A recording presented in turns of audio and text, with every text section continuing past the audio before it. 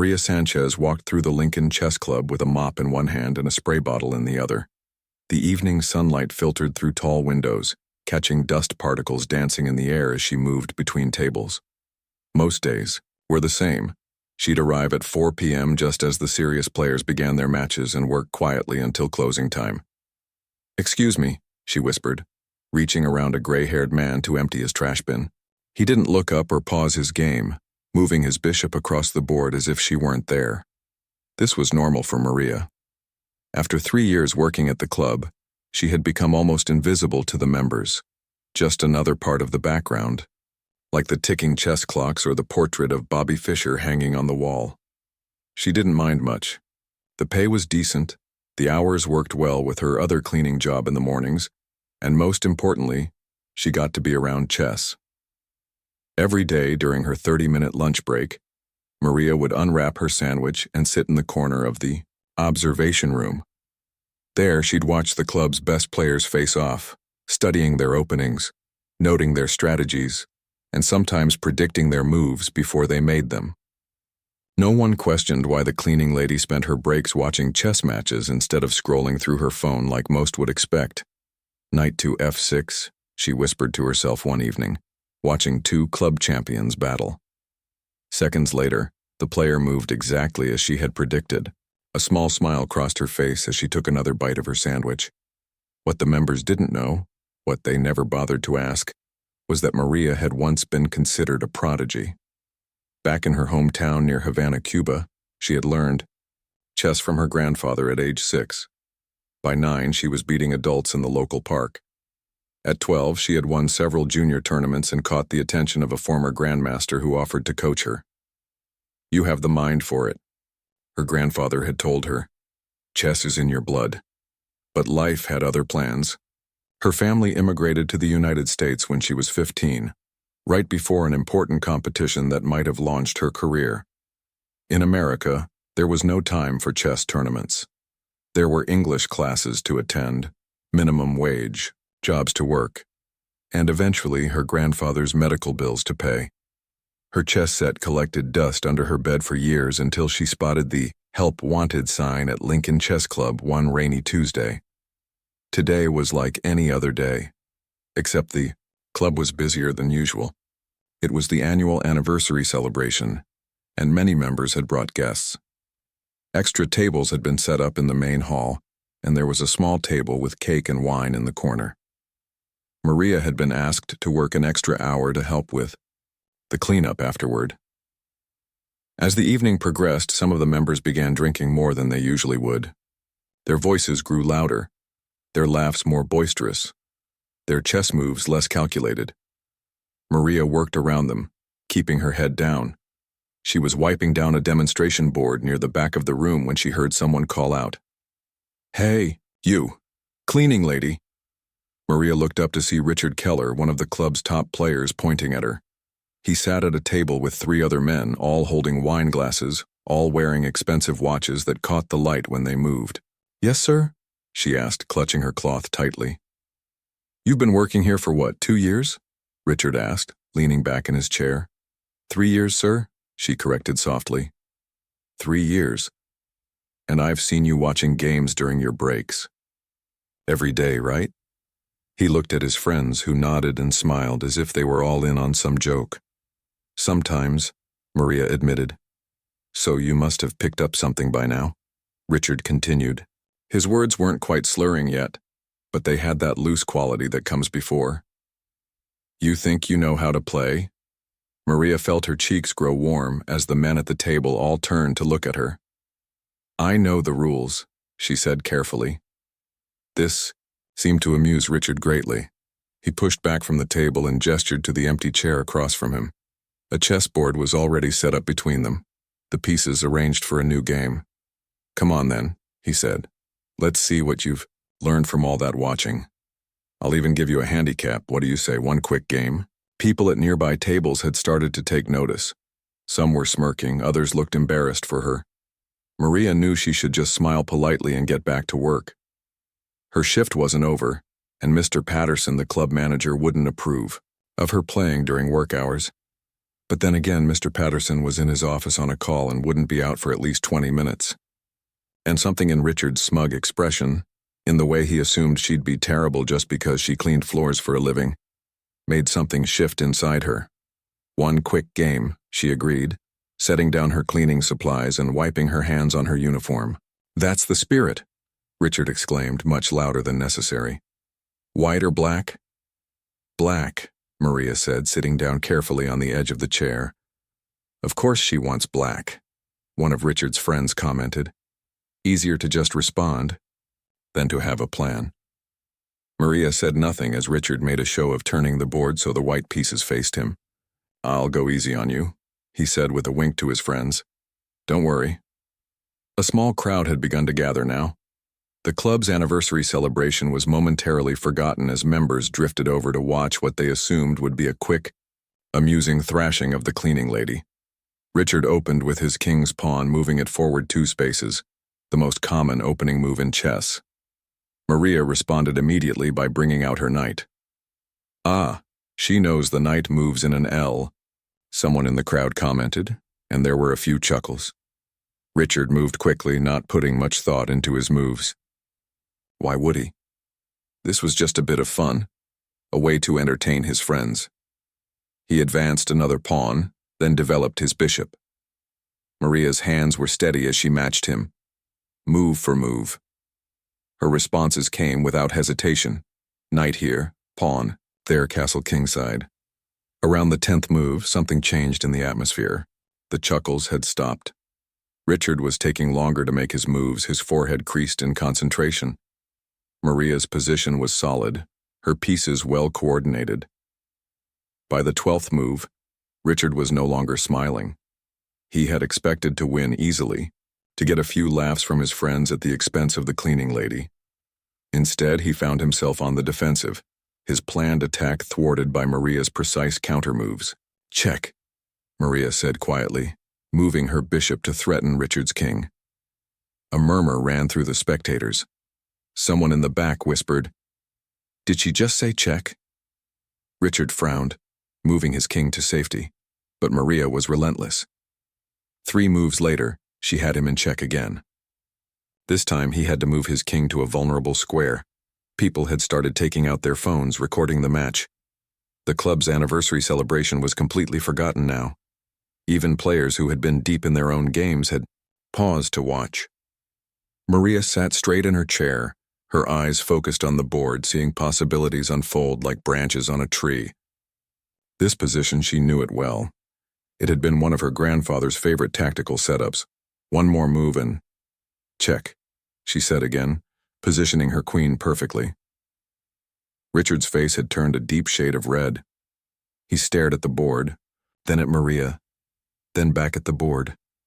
There was only one legal move he could make, and it would walk him right into a trap. As he reached for his king, his hand trembling slightly, the truth dawned on him and everyone watching. The cleaning lady wasn't just playing chess, she was playing brilliant chess. The Lincoln Chess Club had never been so quiet. Everyone's eyes were fixed on the game between Richard Keller, the club's arrogant champion, and Maria Sanchez, the woman who mopped their floors.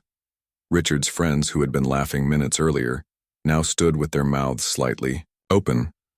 The celebratory cake sat forgotten on a table nearby. Your move, Maria said gently, breaking the silence. Richard stared at the board, his fingers hovering over his king. Sweat beaded on his forehead despite the room's cool temperature. He moved his piece, then immediately winced as he realized his mistake. Maria didn't hesitate. She slid her rook across the board. Check again. Someone in the crowd gasped. A young club member whispered to his friend, "Is she playing for real or is he letting her win?" Richard's friend Tom, who had been watching with growing disbelief, shook his head. "No way he's faking. Look at his face." Indeed, Richard looked like a man watching his car roll into a lake. His reputation as one of the club's strongest players was crumbling with each move. He had challenged the cleaning lady as a joke, expecting an easy win to entertain his friends. Instead, he found himself trapped in a masterful web of tactics that he couldn't escape. "I don't understand," he muttered, moving his king to the only available square. Maria's response was swift and deadly. "Checkmate," she said, placing her queen in the final position. For 3 heartbeats, nobody moved or spoke. Then the room erupted. "Did that just happen? Who is she? Did you record that?" "I've never seen Richard lose that quickly." Richard sat frozen, staring at the board as if hoping the pieces would rearrange themselves. Then, slowly, he extended his hand across the table. "Good game," he said, his voice barely audible over the excited chatter. Maria shook his hand with a small nod. "Thank you for playing with me." As she stood to return to her cleaning duties, an older man pushed through the crowd. It was Joseph Chen, a retired chess teacher and the club's oldest member. His eyes were wide with recognition. Wait, he called, reaching for Maria's arm. "I know you. I've seen that playing style before." He studied her face. "You're Maria Sanchez, aren't you? From Cuba?" Maria froze, surprised to hear her full name from the stranger. "Yes, I'm from Cuba," she admitted. "But how do you—" "I was at the Junior Pan American Championships in Miami, 2010. You were registered to play but never showed up. People talked about this promising young Cuban player who vanished." Joseph's eyes sparkled with excitement. "I recognized your approach to the Sicilian defense. Nobody plays the Najdorf variation with that particular pawn structure except students of Ramon Diaz." The crowd grew quiet again, hanging on every word. Maria's shoulders dropped slightly. "Ramon was my coach. My grandfather arranged it when I was 12. "Why didn't you compete?" Joseph asked. "You were highly rated for your age." Maria looked down at her hands, rough from years of cleaning chemicals. The memory still brought a lump to her throat. "My family moved here right before the tournament. My grandfather got sick. There was no money for chess." She shrugged. "Life happens." Joseph turned to the crowd. "Do you people have any idea who has been cleaning your club? This woman was a chess prodigy in Cuba. At 14, she was playing at a level that most adults never reach." Richard, who had finally recovered from his shock, stood up. "Is this true?" he asked Maria directly. Maria nodded, feeling strangely exposed. For years, she had kept this part of her life private, tucked away like a treasured book on a high shelf. Now everyone was flipping through its pages. "Why didn't you ever say anything?" Richard asked. "You've been watching us play for 3 years." "Nobody asked," Maria replied simply. "And I needed the job." An uncomfortable silence fell over the room as the members realized how they had overlooked her, how they had never bothered to learn anything about the woman who cleaned up after them day after day. Mr. Patterson, the club manager, pushed through, the crowd looking confused. "What's going on here, Maria? Your shift isn't over." Then he noticed the chessboard. "Were you playing during work hours?" Before Maria could answer, Richard stepped forward. "I insisted, Tom. It's my fault." His face was still flushed with embarrassment, but there was something else there now. Respect. "And I'm glad I did. We've been missing out on an incredible talent." Joseph Chen nodded enthusiastically. "She's not just good, Tom. She was once on track to become a master. Her tactical vision is remarkable." Mr. Patterson looked from Maria to the board, then back to Maria. "Is this true?" Maria nodded, feeling her cheeks warm with all the attention. "I used to play competitively, yes." "She just destroyed Richard in 20 moves," someone called out from the back. Mr. Patterson raised his eyebrows. Richard Keller was one of the strongest players in the club with a USCF rating over 2100. For him to lose so quickly was unheard of. "Well," Mr. Patterson said slowly, "that is unexpected." An older woman from the membership committee stepped forward. "Tom, we've been looking for a new assistant coach for the youth program. The kids come on Saturdays and we've had trouble finding someone qualified who's available on weekends." Maria's heart skipped a beat. Teaching chess? The thought had never crossed her mind as a possibility. Mr. Patterson considered this. "We'd need to verify her rating, her experience." "I'll vouch for her skill," Joseph said firmly, "and I can help her get her USCF membership renewed." Richard, still smarting from his defeat but impressively composed, added, "I think we all just witnessed her qualifications firsthand." Maria felt overwhelmed. Just 30 minutes ago, she had been invisibly wiping down tables. Now everyone was looking at her, really seeing her, for the first time. "I haven't played seriously in many years," she said cautiously. "Just online, sometimes when I have free time." "That didn't seem to be a problem," Richard said, gesturing to the board where his king lay defeated. Whispers rippled through the crowd. Someone had uploaded a video of the match to a chess forum, and comments were already pouring in. People were analyzing her moves, praising her strategy, wondering who this unknown player was. The reality of the moment hit Maria suddenly. This could be a turning point, a door opening to the life she had once dreamed of. But she was also afraid. What if she wasn't good enough anymore? What if this game had been a fluke? "I have another job in the mornings," she said, thinking practically. "I clean offices downtown." "The coaching position pays $30 an hour," Mr. Patterson said. "Just Saturdays for now, 9 a.m. to 1 p.m. If it works out, we could discuss more hours." Maria did a quick calculation in her head. 4 hours at $30 would be $120 per Saturday, almost as much as she made in 2 full days of cleaning, and she would be teaching chess, not scrubbing floors. "I would need to think about it," she said carefully. "This is very sudden." Richard, perhaps trying to make amends for his earlier behavior, spoke up again. "At least play a few more games. Show us what you can do." He turned to Mr. Patterson. "We could organize a simul exhibition. Let her play against multiple club members at once." Mr. Patterson nodded slowly, warming to the idea. That would certainly be a way to gauge her strength.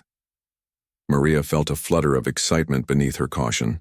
To play chess again, seriously, it was something she had pushed out of her mind for so long, convinced it was a childhood dream that had died with her grandfather. "I would need to practice first," she said. "It's been a long time since I played in a tournament setting." "Take my board home," Joseph offered immediately, "and I have books you can borrow to refresh your opening theory." Maria looked around at the faces watching her expectantly. These same people who had walked past her for years without a glance were now offering her chess books and exhibition matches. The irony wasn't lost on her, yet beneath her skepticism, hope was taking root. Maybe her grandfather had been right after all. Maybe chess really was in her blood, just waiting for the right moment to flow again. "Okay," she said finally, allowing herself a small smile. "I'll play in your exhibition, but first I need to finish my shift. There's still cake to clean up." The crowd laughed, the tension broken. As Maria returned to her cleaning cart, people patted her shoulder and introduced themselves properly for the first time. Richard still looked dazed, but he was smiling too, already talking about a rematch. Maria picked up her mop, but everything felt different now. The weight in her hands, the faces around her, the future stretching out before her, all transformed. By a single game of chess that had begun as a joke and ended as a revelation, the news spread through the chess community like wildfire. By the next morning, the video of Maria defeating Richard had been viewed thousands of times on chess forums and social media. Chess enthusiasts from around the city were calling the Lincoln Chess Club, asking about the cleaning lady with the brilliant tactical mind. Maria woke up in her small apartment to find her phone buzzing with notifications. Rosa, her 19-year-old daughter and only child, sat on the edge of her bed scrolling through comments on the video. "Mom, you're famous in chess world," Rosa exclaimed, her eyes wide with excitement. "Listen to this comment. That queen sacrifice was something even grandmasters would appreciate. Who is this player?" Maria rubbed sleep from her eyes and reached for her phone. "Let me see that." She scrolled through the comments, her heart beating faster with each one. Some people recognized her style, comparing it to famous Cuban players. Others were analyzing her moves, praising her intuition and tactical vision. A few comments were skeptical, suggesting that Richard must have played badly or that the video was somehow staged. "Did you see what Mr. Chen texted you?"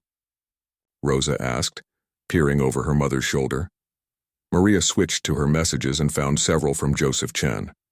He had already contacted the State Chess Federation about reinstating her membership and registering her for an upcoming tournament. "They're very excited," he wrote. Everyone wants to see what you can do against rated players. This is happening so fast, Maria murmured, setting down her phone. Yesterday I was just the cleaning lady. And now you're the cleaning lady who crushes chess champions, Rosa said, with a grin. I always told you that you should play again. Maria smiled at her daughter. Rosa had grown up watching her mother play quick games online late at night, after finishing homework and household chores. Sometimes they played together, with Maria teaching her the strategies her grandfather had once taught her. But Rosa had never seen her mother play against a strong opponent in person. I'm not sure I'm ready for a tournament, Maria admitted.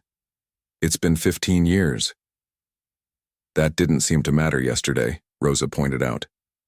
She picked up a pawn from the old chess set on Maria's nightstand, the one that had belonged to her great-grandfather. You know, I have Saturday classes, but I could skip them to come watch you teach at the club. Maria swung her legs over the side of the bed.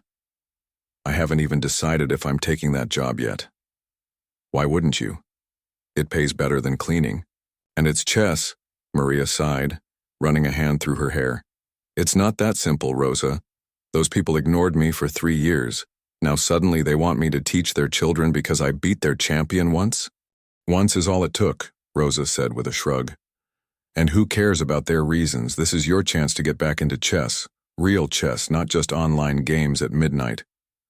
Before Maria could respond, her phone rang. It was Mr. Patterson from the club. Maria, I hope I'm not calling too early, he said when she answered. I wanted to catch you before your morning job. It's fine, she replied, glancing at the clock. She'd need to leave for the office building downtown in 40 minutes. I've been thinking about the exhibition match, Mr. Patterson continued. How about this Saturday? We've already had 15 members sign up to play against you. Maria nearly dropped the phone. 15? All at once? That's a standard number for a simul exhibition, Mr. Patterson explained. You'll move from board to board, making one move at a time against each opponent. Don't worry, we'll set it up properly. Maria's mind raced. A simultaneous exhibition was a common chess event, where one strong player faced multiple opponents at once.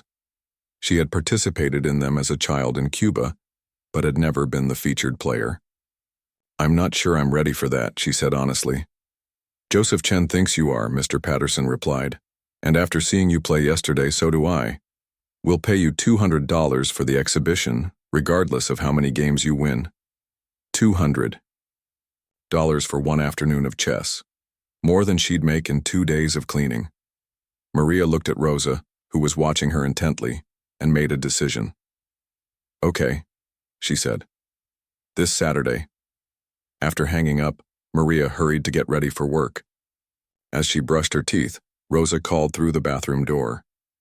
I'll help you practice. We can set up multiple boards in the living room. Maria smiled despite her nervousness.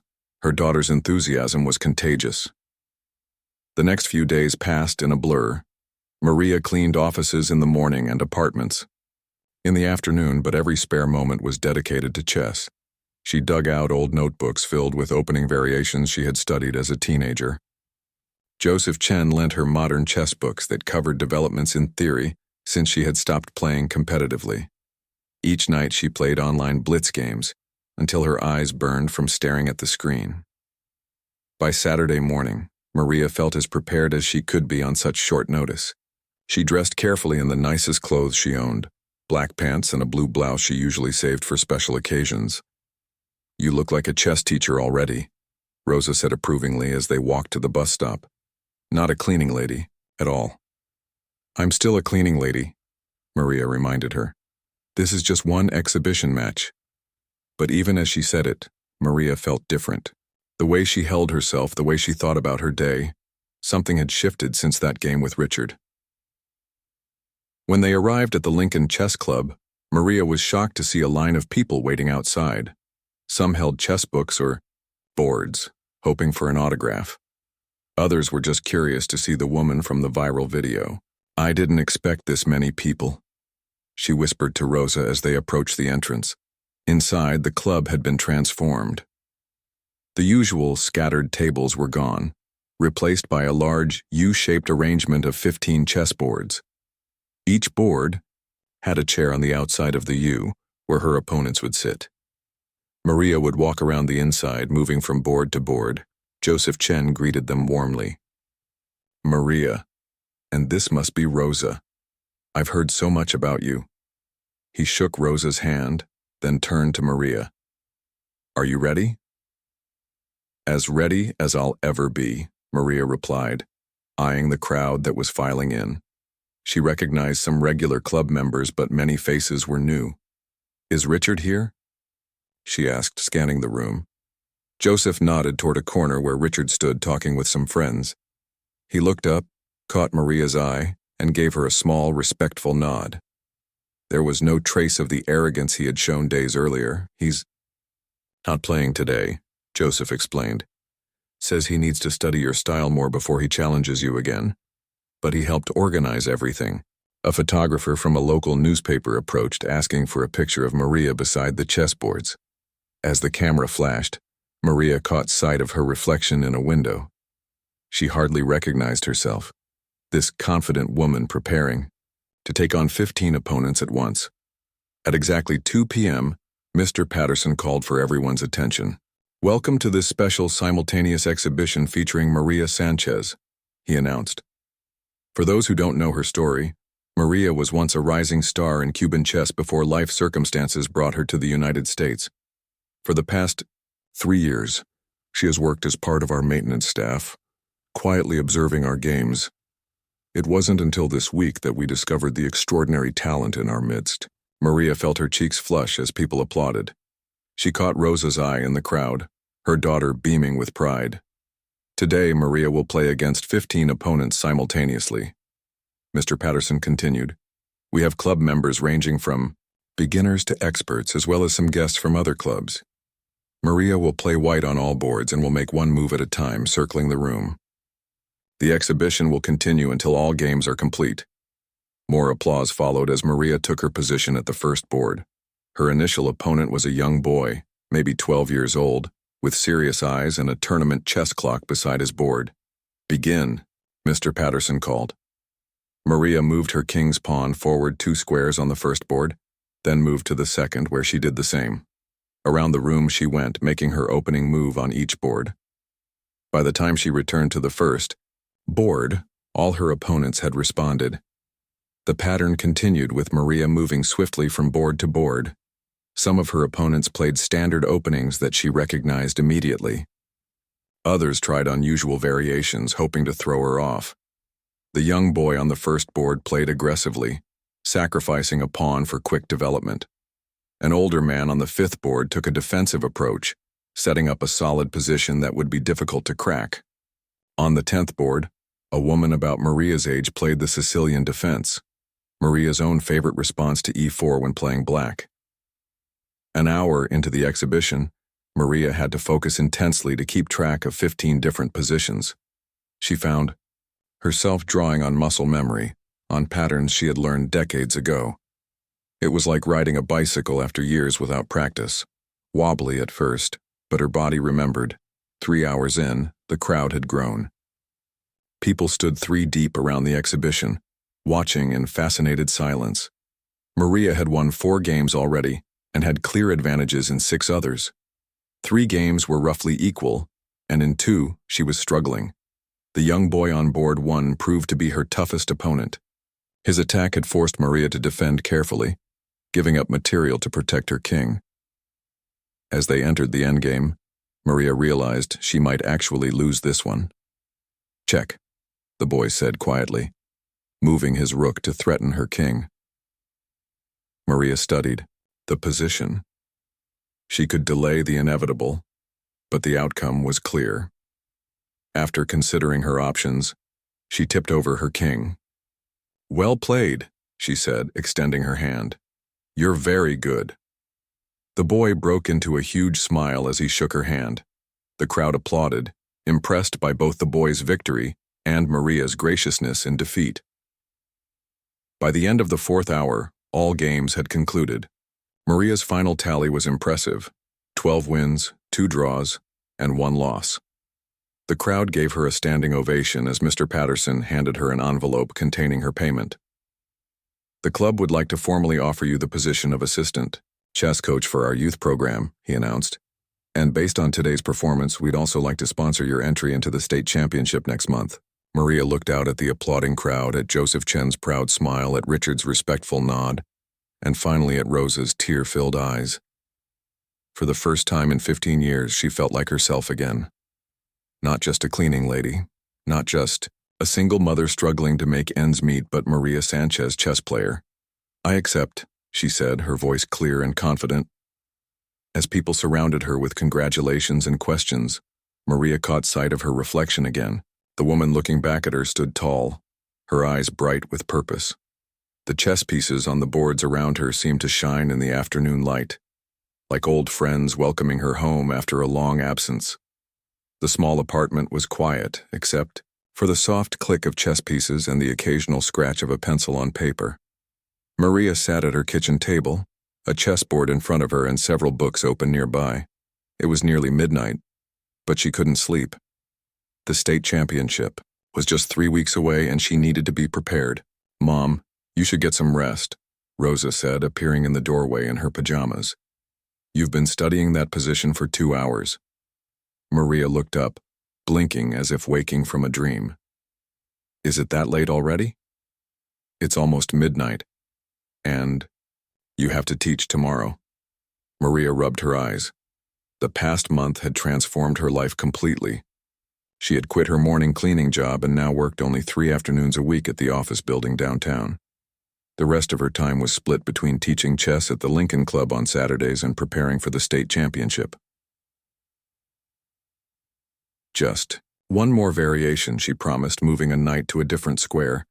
"I need to understand this endgame better." Rosa came over and studied the position. "Knight and bishop versus rook and pawn?" Maria nodded. "It's theoretically drawn with perfect play, but most people don't know the defensive technique. If this comes up in the tournament, I need to know exactly how to handle it." "Your brain must be hurting," Rosa said, sitting down, across from her mother. "When was the last time you played in a real tournament?" Maria thought back. "The Havana Junior Open, 2009. I won my section." She smiled at the memory. "Your grandfather was so proud. He bought me a new chess set with the fancy weighted pieces." "Do you ever wonder what would have happened if we hadn't had to leave Cuba?" Rosa asked quietly. "If you had kept playing?" The question hung in the air between them. It was something Maria had thought about often over the years, especially on nights when she came home with aching feet after cleaning floors all day. "I might have become a master," she said honestly. "Maybe even an international master. But then I might not have had you." Rosa smiled. "So it was worth it." "Every second," Maria confirmed, reaching across to squeeze her daughter's hand. "And now I get to have both, you and chess." Rosa yawned and stood up. "Just don't stay up all night. Your students need you rested tomorrow." After Rosa went to bed, Maria turned back to the chess position. But her mind kept drifting to her students. At the club, what had started as an assistant coaching position had quickly evolved. When the parents saw how effectively Maria taught, they requested private lessons. Now she had 8 regular students, ranging from beginners to tournament players. Her favorite was Lynn, a quiet 9-year-old girl who reminded Maria of herself at that age. Lynn absorbed chess concepts like a sponge and asked insightful questions that sometimes even stumped Maria. Just yesterday, Lynn had beaten a 14-year-old boy in the club's junior tournament, her face remaining calm and focused as she delivered, "Checkmate." "You have a gift for teaching," Joseph Chen had told her after observing one of her group lessons. "You explain complex ideas in ways children can understand." Maria closed her chess books and put away the pieces. She needed to rest if she was going to be effective tomorrow. As she turned out the kitchen light, her phone buzzed with a message from Richard. "Found this game in my database," his text read, followed by a link to a chess game. "Thought it might help with your preparation. Similar pawn structure to what Henderson likes to play." Maria smiled as she checked the game. Richard Keller, the man who had once challenged her as a joke, had become one of her biggest supporters. After his initial embarrassment faded, he had approached her with genuine respect, offering to help her prepare for the championship. They now analyzed together twice a week, with Richard sharing his extensive knowledge of opening theory. "Thank you," she texted back. "This is exactly what I needed." As she got ready for bed, Maria caught sight of herself in the bathroom mirror.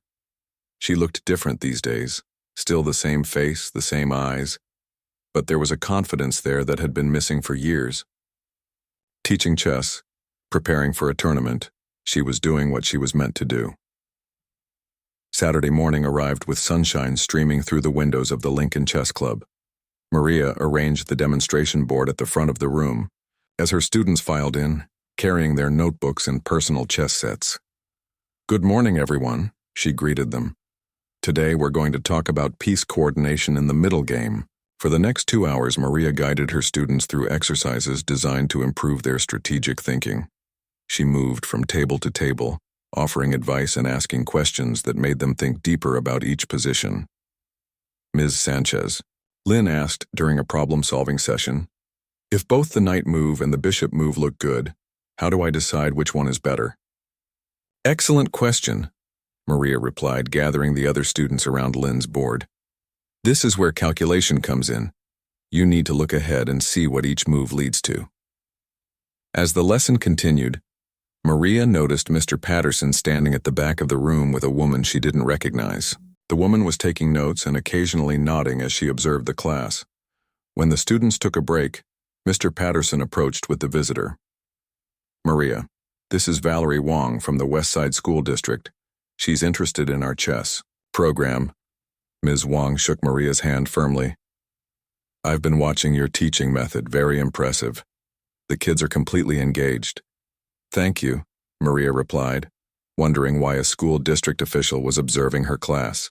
"I'll let Valerie explain," Mr. Patterson said, sensing her confusion. "I'll check on the students." Once he left, Ms. Wong got straight to the point. "I'm developing an after-school chess program for 5 elementary schools in our district.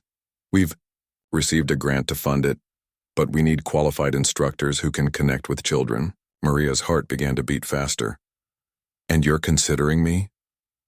"After seeing the viral video of your game against Richard Keller, I did some research.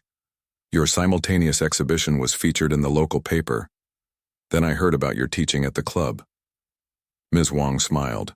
"I'd like to offer you a position as our lead chess instructor. 20 hours a week, $40 per hour with benefits." The room seemed to tilt slightly.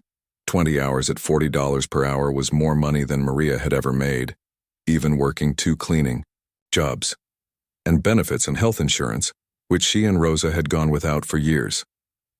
I don't know what to say," Maria stammered. "Say you'll think about it," Ms. Wong replied, handing her a business card. "The program starts next month. Call me by Wednesday with your decision." As the woman left, Maria's students began returning from their break. She took a deep breath, tucking the card into her pocket. "Focus on the lesson now," she told herself. "Think about the offer later." But all through the remaining hour, her mind kept returning to Ms. Wong's words. Lead chess instructor, 20 hours a week, benefits. It was more than a job offer. It was financial security, professional respect, a chance to share chess with children who might otherwise never learn the game. After class, as she was packing up her materials, Joseph Chen approached. "I saw you talking with Valerie Wong," he said. "Did she offer you the position?" Maria looked up in surprise. "You knew about this?" Joseph smiled. "I may have mentioned your name when she called the club. Looking for instructor recommendations, did I overstep?" "No," Maria assured him, still processing everything. "It's an amazing opportunity. But what about the state championship? What about my students here?" "You can do both," Joseph said confidently. "The tournament is in 3 weeks. The school program doesn't start until next month. And you could still teach here on Saturdays." Maria nodded slowly. It could work. She could teach chess during the week, keep her Saturday class at the club, and still have time to prepare for tournaments. "What about my cleaning job?" she wondered aloud. "I've worked for Mrs. Patel for 3 years." "Maria," Joseph said gently. You're a chess teacher now. It's time to let go of the mop. Later that afternoon, Maria met with Richard for their regular analysis session. As they worked through opening variations, she told him about Ms. Wong's offer. That's fantastic, Richard exclaimed. You have to take it. I'm worried about the championship, Maria admitted. If I accept this job, I'll have less time to prepare. Richard moved a pawn on their analysis board. You've been preparing your whole life, he said.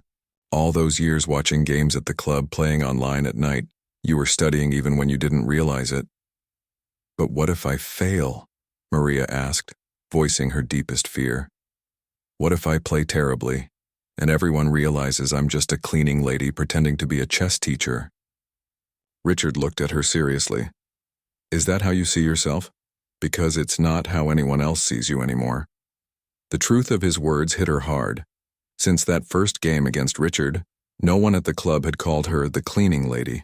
She was Coach Maria to her students, Ms. Sanchez to the parents, and simply Maria to her fellow chess players. The only person still thinking of her as the cleaning lady was Maria herself. That evening, as she walked home with Rosa, Maria found herself looking at the city with new eyes. The same streets she had trudged along for years, exhausted after cleaning other people's spaces, now seemed filled with possibility. I'm going to take the school job, she told Rosa, and I'm going to quit cleaning. Rosa's face lit up. Really? No more night shifts with the vacuum cleaner? No more, Maria confirmed. From now on, I'll only be moving chess pieces, not furniture. They laughed together, and Maria felt a weight lifting from her shoulders. For 15 years, she had set aside her passion to survive. She had cleaned floors and emptied trash and faded into the background of other people's lives. But chess had been waiting for her all along, patient as a bishop on the back rank, ready for the right moment to emerge. As they reached their apartment building, Rosa took her mother's hand, something she hadn't done since she was a little girl. Grandpa would be so proud of you, she said softly. Not just because you're playing chess again, but because you never gave up. Maria squeezed her daughter's hand, thinking of her grandfather's words from long ago. Chess is in your blood. He had been right all along. That night, Maria dreamed of chessboards stretching to the horizon, of pieces moving in perfect harmony, of her grandfather watching from the sidelines, nodding in approval as she found the winning move. The convention center buzzed with the quiet intensity unique to chess tournaments. Hundreds of players sat hunched over boards, their faces masks of concentration. Digital clocks ticked down silently, while score sheets filled with notation telling the story of each game move by move. In the championship section, 24 players competed for the state title and the chance to qualify for the national championship. Maria sat at board 3, her hands folded in her lap as she waited for her opponent. It was the final round of the 3-day tournament, and her performance had surprised everyone, perhaps herself most of all. With 3 wins and 1 draw, she needed only a draw in this last game to secure 3rd place and earn an automatic invitation to the national championship. Her opponent, Thomas Henderson, was the tournament's 2nd seed and a former state champion. He'd been playing competitive chess for over 30 years and had an official rating nearly 200 points higher than Maria's provisional one. On paper, he was the clear favorite. Henderson approached the table, coffee in hand, and gave Maria a curt nod. At 62, he was known for his solid positional style and his reluctance to take risks. He was also known for his disdain toward new players who hadn't paid their dues in local tournaments. Good luck, Maria offered as they shook hands. Henderson merely grunted in response. He'd made no secret of his opinion that Maria's rapid rise in the chess world was undeserved, a product of social media hype rather than genuine skill. This match was his chance to prove it. As the white pieces, Henderson had the first move. He opened conservatively, moving his king's pawn forward, just 1 square. Maria recognized the strategy immediately. He was avoiding theoretical battles, steering the game toward the type of slow, maneuvering positions he preferred. Maria responded with a move she had prepared specifically for Henderson, based on the games Richard had helped her study. It was slightly unusual, not her typical style, but one that would force concrete decisions rather than allow a slow build-up. For 20 moves, they played at a steady pace, neither gaining a significant advantage. Maria could feel Henderson's frustration growing as his typical stranglehold strategy failed to materialize. His hand hesitated longer over each move. His frown deepened, and occasionally he shot her looks of puzzled irritation. In the audience, Rosa sat with Joseph Chen, following the game on a tablet showing the live broadcast of the top boards. Several of Maria's students had come to watch their teacher play, including 9-year-old Lynn, who whispered predictions about upcoming moves to her father. "She's doing great," Joseph murmured to Rosa. "Henderson expected to dominate her, but she's completely comfortable in this position." Rosa nodded, but her eyes never left the screen. She had watched her mother prepare for this tournament, had seen the late nights and early mornings spent studying openings and analyzing endgames. For weeks, their small apartment had been filled with chess books and printouts of famous games. Even their conversations over dinner had revolved around pawn structures and piece coordination. "Is that Richard?" Rosa asked, noticing a familiar figure approaching their row. Joseph nodded. He said he'd try to make it for the final round. Richard slipped into the seat next to them, looking slightly disheveled. "Sorry I'm late. How's she doing?" "Holding her own," Joseph replied. "The position is equal, maybe slightly better for Maria." Richard leaned forward to study the tablet. "She's playing the variation we worked on," he said with satisfaction. "Henderson hates dealing with an active bishop on that diagonal." Back at the board, the game was entering a critical phase. Henderson had pushed his kingside pawns forward, looking to create an attack. Maria had responded by targeting his advanced pawns, creating weaknesses in his position. "Check," she said quietly, sliding her bishop diagonally across the board. Henderson frowned and moved his king to safety. Maria immediately captured an exposed pawn, forcing him to choose between recapturing or defending against further threats. A small crowd had gathered around their board, sensing the tension in the position. Among them was Valerie Wong, the school district coordinator who had hired Maria for the after-school chess program. She had come specifically to watch her new instructor compete. Henderson finally recaptured the pawn, but the exchange had left him with damaged pawn structure. Maria calmly continued her plan, exchanging pieces to highlight the weaknesses in his position. With each trade, Henderson's options diminished. When they reached an endgame with rooks and opposite-colored bishops, Maria knew she had achieved her goal. The position was objectively equal. A draw was the most likely outcome. For most players, this would be the time to offer a draw, especially since it would guarantee her third place. But Maria saw something more in the position, a subtle imbalance she could exploit if Henderson wasn't careful. She decided to play on. Henderson seemed surprised by her continued efforts. Perhaps he had expected her to take the safe route, to secure her tournament placement without risk. His surprise gradually turned to alarm as Maria began advancing her king aggressively. "What is she doing?" Rosa whispered to Richard. "Isn't a draw good enough?" Richard's eyes were fixed on the tablet. "She sees something," he said, a smile spreading across his face. "Henderson's bishop is trapped on the wrong side of his pawns." Move by move, Maria improved her position. Her king marched forward, her rook controlled the open file, and her bishop targeted the weaknesses in Henderson's camp. The older man's face grew increasingly tense as he realized what was happening. He was being outplayed in precisely the type of endgame he considered his specialty. When Maria sacrificed her bishop to create a passed pawn, audible gasps came from the spectators. It seemed risky, even reckless, but as the next few moves unfolded, the strength of her idea became clear. Her pawn would cost Henderson his bishop to stop, and afterward her rook and king would overwhelm his remaining defenses. Henderson stared at the board for nearly 15 minutes, calculating every variation, searching desperately for a way out. Finding none, he slowly extended his hand. "I resign," he said, his voice barely audible. "Well played." A surge of emotion washed over Maria. Relief, joy, vindication all mingled together. She had not only secured her place in the national championship, but had defeated one of the state's strongest players in convincing fashion. As they signed their score sheets, Henderson looked up at her with newfound respect. "Where did you learn to play endgames like that?" he asked. "My grandfather taught me the basics in Cuba," Maria replied. "The rest I studied on my own between cleaning jobs." Henderson nodded slowly. "I may have misjudged you," he admitted. "That was masterful technique." Before Maria could respond, she was surrounded by well-wishers. Rosa broke through the crowd first, throwing her arms around her mother. "You won. You actually won," she exclaimed, her voice thick with emotion. Joseph Chen beamed with pride. "Absolutely brilliant endgame, Maria. The bishop's sacrifice was inspired." Richard pushed forward to shake her hand.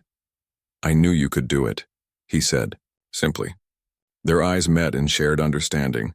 From that first challenging game that had started it all to this moment of triumph, they had both come a long way. Lynn tugged at Maria's sleeve, her eyes wide with admiration. "Ms. Sanchez, can you show me that bishop's sacrifice later? I want to learn how to do that." Maria smiled, placing a hand on the girl's shoulder. "Of course, that's what teachers are for." Valerie Wong approached next, offering congratulations. "The school district is lucky to have you," she said warmly.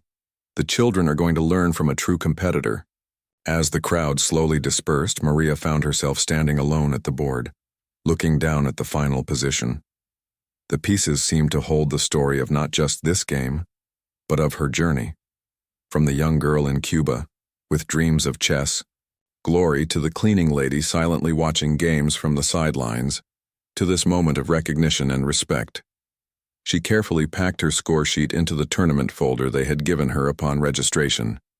Inside was another sheet, the final standings. There was her name in third place with a note indicating her qualification for the national championship. The closing ceremony was brief, but emotional for Maria. When she stepped onto the small podium to receive her bronze medal and prize check, she looked out at the audience and saw faces that represented every chapter of her story. Rosa, her reason for perseverance through the hardest times. Joseph Chen, who had recognized her talent and encouraged her return to chess. Richard, once her mocker and now her training partner. Her students, wide-eyed with admiration for their teacher. And even Mrs. Patel, her former cleaning client who had taken the afternoon off to come support her. "Speech," someone called out as the tournament director handed her the microphone. Maria had not prepared anything to say. Public speaking had never been her strong point. But looking out at these faces, especially at Rosa, who was beaming with pride, she found the words. "3 months ago, I was invisible," she began, her voice soft but clear. "I was the woman who cleaned the chess club after hours, watching games from the corner while I emptied trash cans. No one asked my name or noticed when I studied their moves. The room had fallen completely silent. Chess was always in my heart, even when it wasn't in my hands," she continued. "I never stopped loving the game, even when life took me away from it. To stand here today feels like coming home after a very long journey." She looked at Rosa, tears shining in both their eyes. "I want to thank my daughter, who never let me forget who I really was. My grandfather, who first put a chess piece in my hand and told me I had the mind for it, and everyone who saw me, really saw me, when I finally had the chance to play again." Maria held up her bronze medal. "This isn't just for me. It's for everyone who has ever had to put their dreams aside, who has ever felt invisible, who has ever been judged by what they do rather than who they are. Your time will come. Mine finally has." As applause filled the room, Maria stepped down from the podium and into Rosa's embrace. Over her daughter's shoulder, she could see Henderson watching thoughtfully, his earlier dismissiveness replaced by genuine respect. "What happens next?" Rosa asked as they walked toward the exit, Maria's medal hanging around her neck. Maria smiled, thinking of her upcoming classes, the national championship, and all the possibilities that had opened before her. "We play the next move," she said simply. "That's all chess ever is. One move after another, each one opening up new possibilities." And now finally it's my turn to play. Outside, the afternoon sun caught the bronze medal, making it shine like gold against Maria's blouse. A chess journalist approached, asking for an interview, while a group of young players hovered nearby with programs to sign. Maria smiled and nodded, ready to embrace this new role, this new life. She was no longer the woman with the mop who disappeared into the background. She was Maria Sanchez, chess teacher, competitor, and inspiration, visible at last, playing the game she was born to play.